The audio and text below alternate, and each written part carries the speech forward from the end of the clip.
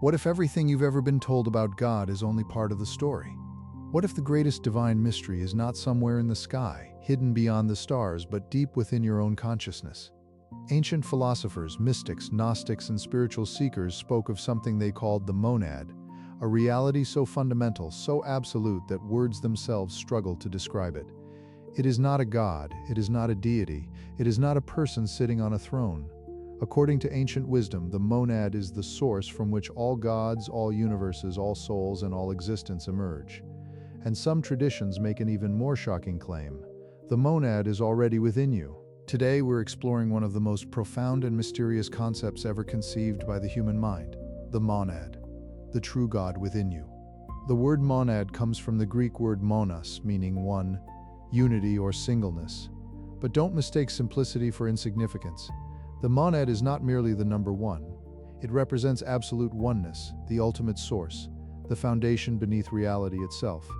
Imagine removing every object from the universe, every star, every galaxy, every atom, every thought, every law of physics. What remains? Ancient mystics would say that what remains is the monad. The monad exists before existence. It is beyond time because time emerges from it. It is beyond space because space emerges from it. It is beyond thought because thought emerges from it. The monad is not a thing. It is the source of all things. The idea of the monad appears throughout human history. Different cultures use different names, but many described remarkably similar concepts. Ancient Egypt spoke of the hidden source from which creation arose. Indian spiritual traditions described Brahman, the ultimate reality underlying all existence. Chinese philosophy pointed toward the Tao, the ineffable source behind all phenomena. But the term monad became especially important in Greek philosophy. One of the earliest thinkers associated with this concept was the philosopher and mathematician Pythagoras. To Pythagoreans, numbers were not merely mathematical tools. They were the very structure of reality. The monad represented the source from which all numbers, and therefore all existence, flowed. Just as every number emerges from one, everything in existence emerges from the monad. The philosopher Plato expanded ideas that would later influence the concept of the monad.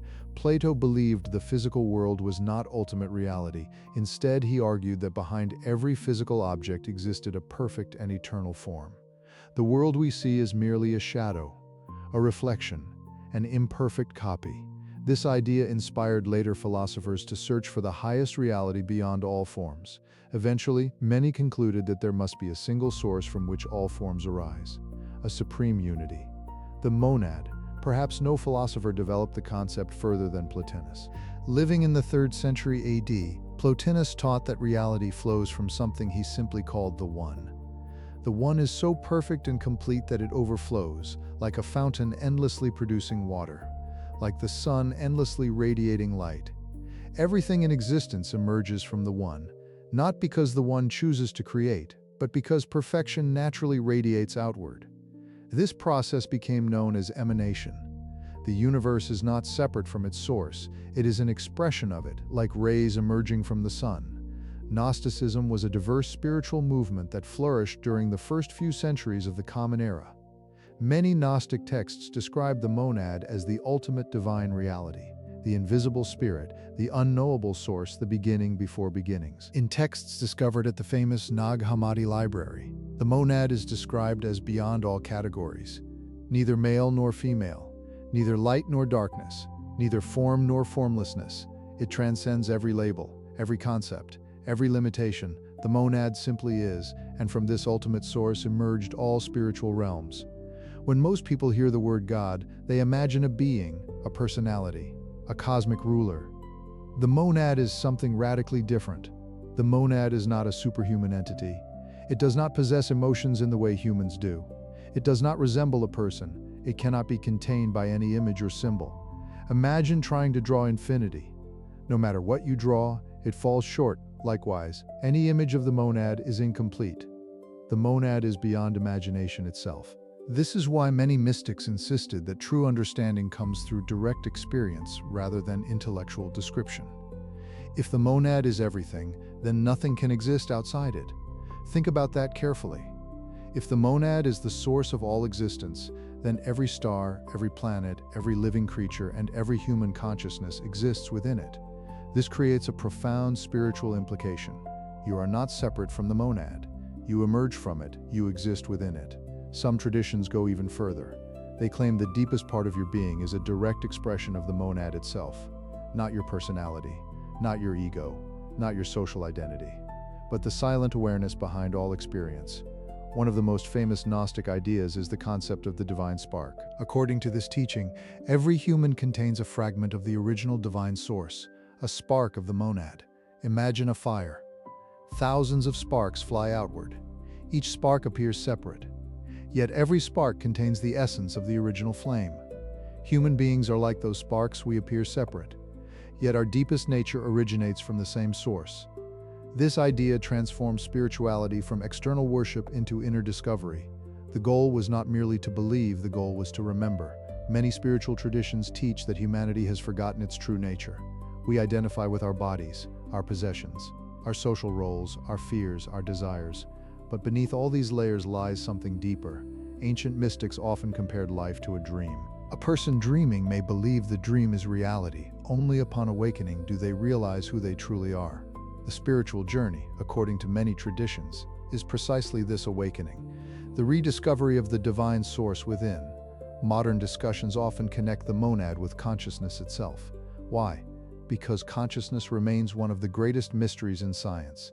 We can study the brain, we can map neurons, we can observe electrical activity, but nobody fully understands why conscious experience exists at all. Some philosophers suggest consciousness may be more fundamental than matter. Ancient mystics would not be surprised. Many believed consciousness was closer to ultimate reality than physical objects. The monad was not merely the creator of consciousness. It was the infinite ground from which consciousness emerges. One of the most intriguing facts about the monad is how similar concepts appear across civilizations. In Hindu philosophy, Brahman is the infinite source of all reality. In Taoism, the Tao is the indescribable origin of existence. In Jewish mysticism, the infinite is often described as beyond all comprehension.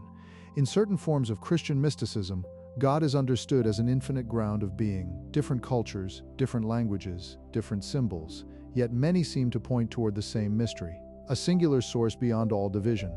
Interestingly, many mystics eventually stopped trying to describe the monad. They realized words create boundaries. The moment you define something, you limit it. But the monad is limitless. This is why silence became a spiritual practice.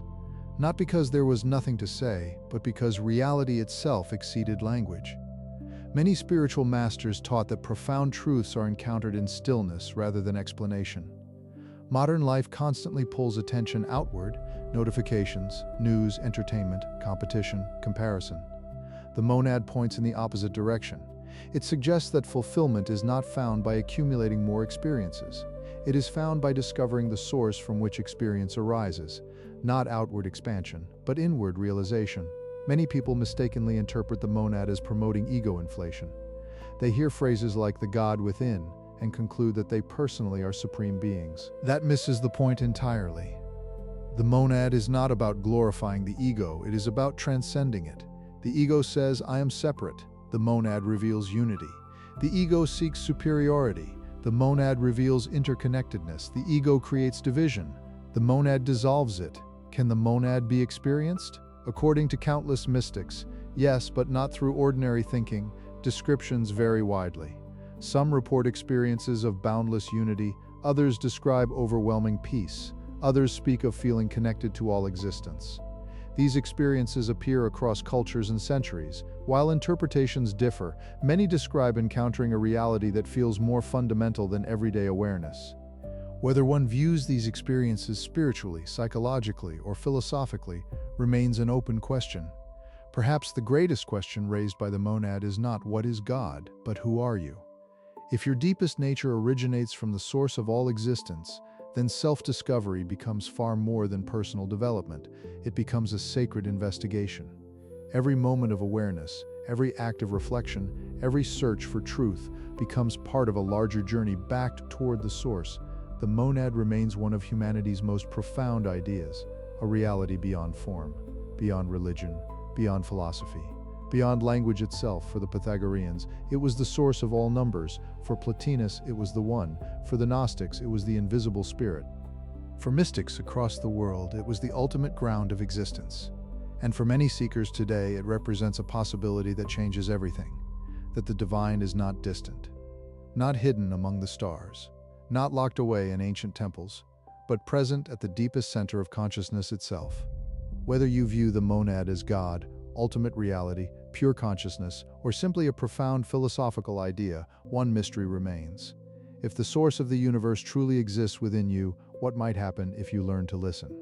And perhaps the greatest secret of all is this: the journey to find the monad may ultimately reveal that it was never lost in the first place.